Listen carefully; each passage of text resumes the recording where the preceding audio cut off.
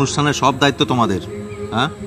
আর এই অনুষ্ঠানের সমস্ত খরচ দেবে বাহা, ও সবাইকে খাওয়াবে।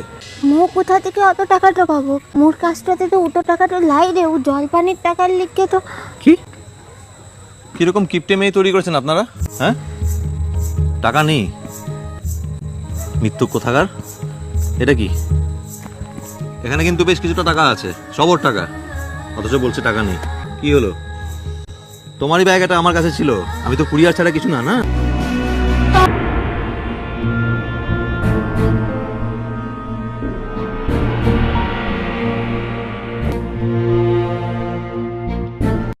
জানিকলে বাহা, কি বটে?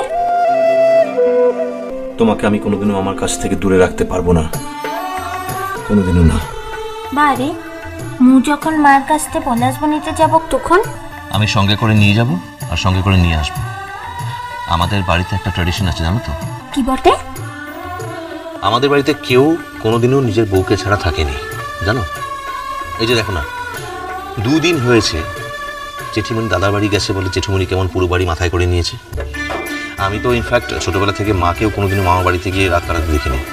শাশুড়ি থেকে দেখেছো, বিয়ের পরে একটা রাতের জন্য কিন্তু বাবার বাড়িতে গিয়ে থাকেনি। দিগের বাপের ঘর তো কাছতে আনছে না, তা বাদে মোর মা তো কত দূরতে থাকে বলতো।